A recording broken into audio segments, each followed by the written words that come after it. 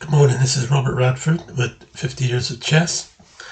I hope you're all well and getting plenty of chess in or playing through games. Thank you everyone who subscribed. I really appreciate the fact that you really want to see games of chess. Not particularly me, but just chess online, and I really appreciate it that you're following these games. So as long as I've got people who want to watch them, I'll try and produce them until I've run out. But for the time being, we're going to look at the next game. It was played in 2017 on the 11th of June, and my opponent was 12-year-old Max Walker. Max is a good young player. He's well up over 2,000 now. He's really strong now, and he's worked hard at his chess, and he's a very intelligent young man, well spoken and well brought up, I should think. And he's got white here, and he began with e4.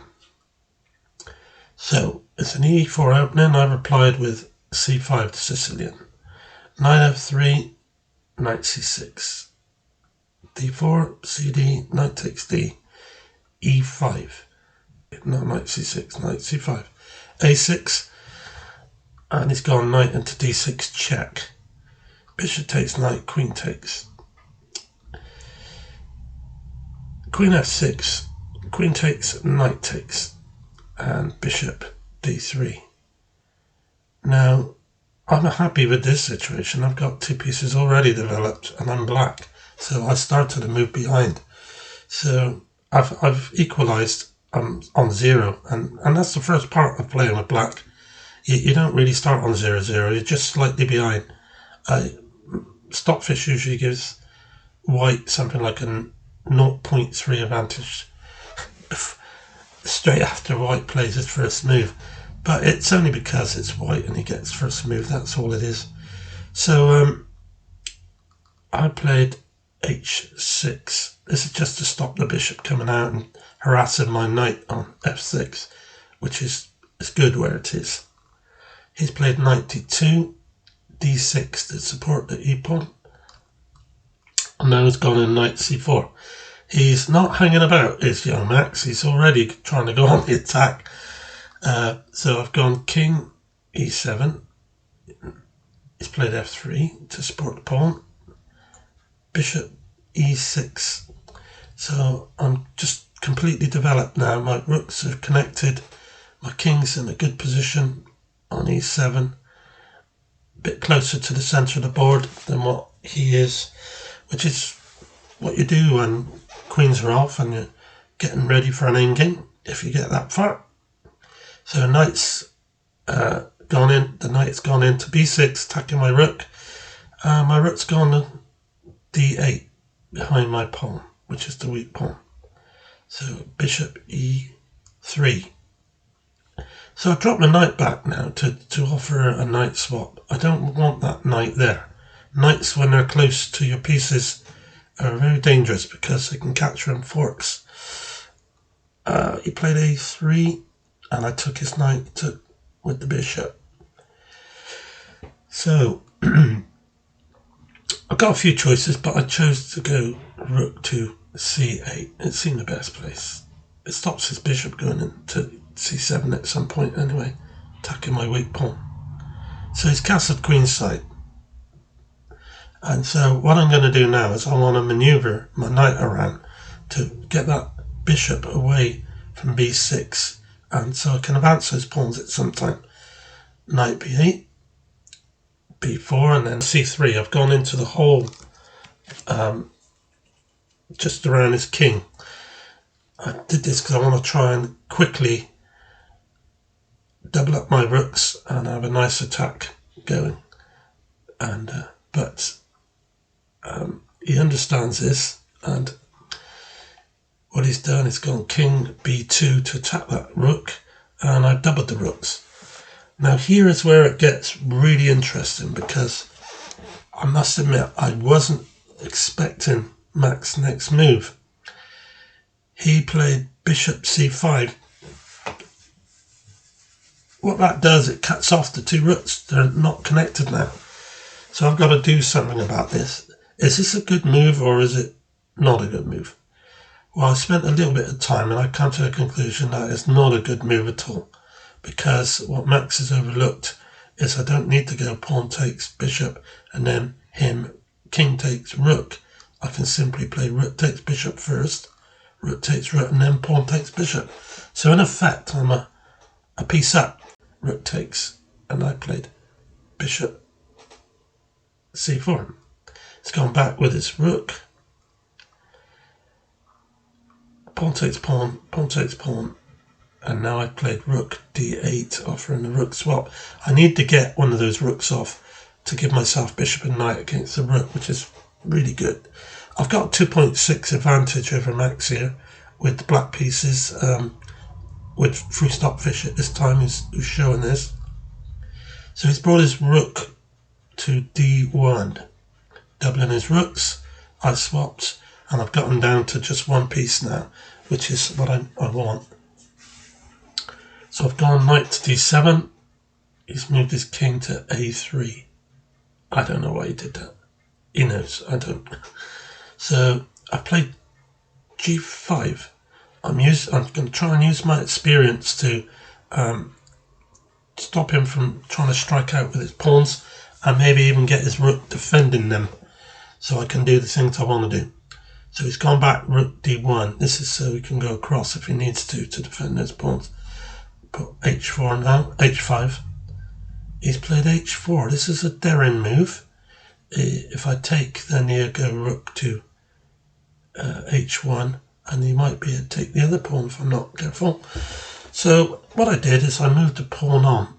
I made an actual mistake here, because if he'd gone pawn takes pawn, pawn takes pawn, he's got a pass pawn.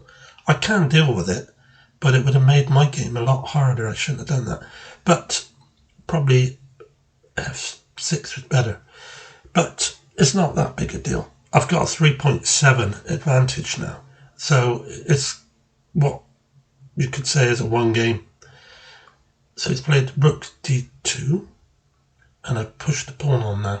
This is what I really wanted to do, was if he didn't take the pawn, I could go g3, and then that g2 pawn will be weak. He's always going to have to defend it, otherwise the bishop can nip down there on f1 and just take it. And all his pawns there on g2, f3 and e4 are all on white squares, and they're all vulnerable to my bishop. So he's gone back rook d1, knight into b6. He's gone across with his rook. I think he's thinking of maybe going up to h3 and then take the pawn, because I can't defend it, but I just dropped the bishop back to e6, and he's not going anywhere there. So he's come back again, rook to g1. I think that's because he's worried I might go bishop h3 and pawn takes pawn, pawn on, and later. So I've got now gone in knight to c4. This is what I'm really trying to do. I've got him now to play his king onto a white square, giving me a discovered attack. He could go king a4, but after b5, he's still got to go on that white square. So king b3. So now I move my knight across into this lovely square on e3 with a check from the bishop. It goes back to b2, and now I come in with the bishop to c4. My pieces are very active now, very active. I can win that pawn after I bring the bishop down. With knight and bishop attacking that pawn, he can't defend it. He'd have to give up. It's one piece. But I need to get my king in the game before I do anything else. So he's gone king back to c1. I've pushed my pawn up to f5.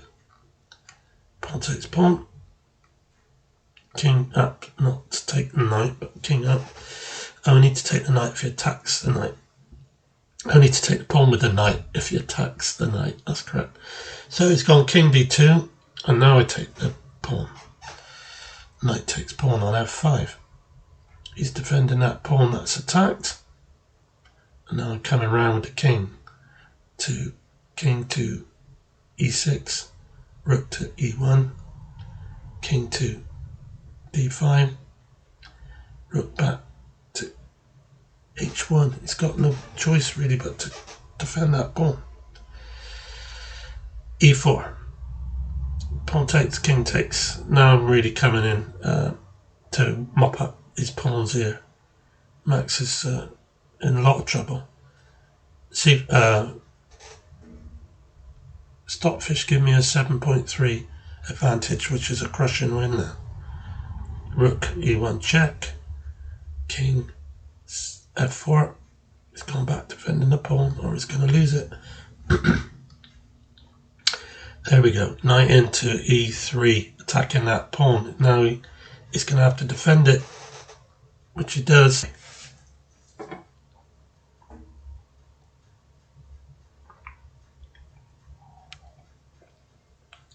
Rook h1, bishop takes, rook back, knight c4 check, king d3. Max resigned. He understood the position was hopeless. It's 9.6 advantage for black here. It's impossible for white to be able to do anything unless black makes a mistake, a serious mistake. So this was the end of the encounter with Max Walker. I will say this: we played again in the following Congress next year, and I won that one as well. But he was a lot stronger. He was getting stronger quite quickly. The second time we played, he was no longer rated around 1563. He was now 1780, and I was up as well to 1878. And but we played again in the next year, believe it or not. But it was a league game down at Clevedon, where he was playing for at the time. I believe he's down in Chess Club now. And he beat me. He finally beat me. I said after the second win, I said to him, it was a real struggle and it was tough game. I won it, but he really put up a fight, much more so than in this first game. He was 14 on this last game, and I said to him after the second game, you know, young Max, I said, I'm not so sure I'm going to be able to keep beating you like this. Sooner or later, I think you're going to be too strong. And he was. In the last game he played a really, really nice game against me. And full credit to him for winning it. We did play two other times at the Down End Christmas Buzzer tournament, which was 2 draws. But yes, he's a good player. I'm glad. I enjoyed playing him. He plays nice chess. And so there we are. That's a game with this young junior. You have to appreciate he was only 12 at the time, but if you were to play him now, you'd see a great difference in him, I promise you. So there we are. Thanks for watching. I hope you enjoyed the game. Bye. So here is a picture of a photo of Max and I. This was in the 2018 match. Where we played the following year. As you can see, he's only a young man now, and playing an old duffer like me, but it's a nice kitty, and I'm glad to have met him. Thanks.